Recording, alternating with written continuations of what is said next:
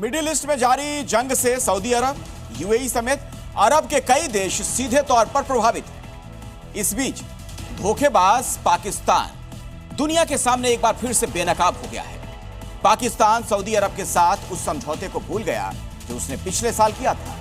तो क्या था यह समझौता और पाकिस्तान ने सऊदी को कैसे धोखा दिया, हम आपको एक रिपोर्ट दिखाते हैं। इजराइल और अमेरिका ईरान पर बारूद बरसा रहे हैं, तो दूसरी तरफ ईरान के मिसाइल और ड्रोन भी कहर बरपा रहे हैं। जंग तो ईरान, इजराइल और अमेरिका के खिलाफ लड़ रहा है, लेकिन इस महायुद्ध के बीच धोखेबाज पाकिस्तान एक बार फिर चर्चा में है। अपनी उसी फितरत के लिए जो एक कटोरा छाप मुल्क की पहचान है, क्योंकि ये किसी का सगा नहीं, सिर्फ भीख मांगने के लिए हाथ फैलाता है, मदद के लिए नहीं।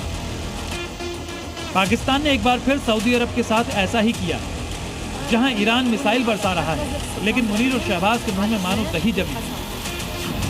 दरअसल पिछले साल पाकिस्तान सऊदी का एक स्ट्रेटेजिक डिफेंस एग्रीमेंट हुआ था, जिसके मुताबिक यदि किसी एक देश पर हमला होता है तो उसे दोनों देशों पर हमला माना जाएगा, यानी एक देश पर अटैक होगा तो दूसरा देश उसके बचाव में उतरेगा। लेकिन पाकिस्तान इस एग्रीमेंट के बाद भी पीछे हट गया, क्योंकि सऊदी अरब की राजधानी रियाद पर हमला हुआ, पाकिस्तान चुप।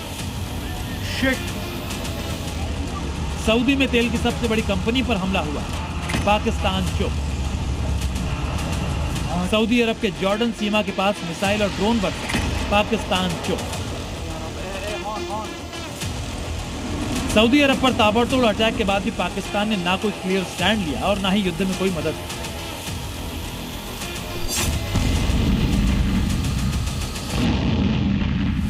हालांकि पाकिस्तानी पीएम शहबाज शरीफ ने सऊदी अरब के क्राउन प्रिंस से फोन पर बात कर हमलों की निंदा तो की, लेकिन ईरान को जवाब देने या सैन्य सहायता की कोई बात नहीं की।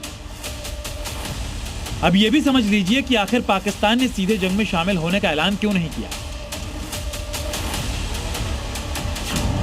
एक्सपर्ट के मुताबिक पाकिस्तान के लिए युद्ध में शामिल होने के मुकाबले सऊदी की नाराजगी लेना आसान होगा, क्योंकि पाकिस्तान का अफगानिस्तान और भारत के साथ बॉर्डर पर तनाव है। ईरान के साथ टकराव उसे और भी मुश्किल में डाल देगा। दूसरी वजह है पाकिस्तान का सऊदी अरब के साथ समझौता फॉर्मल है। इसे ऑटोमेटिक मिलिट्री बढ़ोतरी के बिना शर्त गारंटी के बजाय एकजुटता का पॉलिटिकल सिग्नल माना जाता है, क्योंकि सऊदी पाकिस्तान पैक्ट में न्यूक्लियर वेपन्स का सीधा रेफरेंस नहीं है।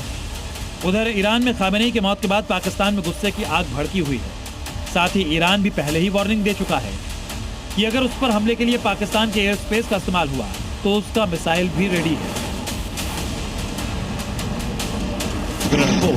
जी मीडिया।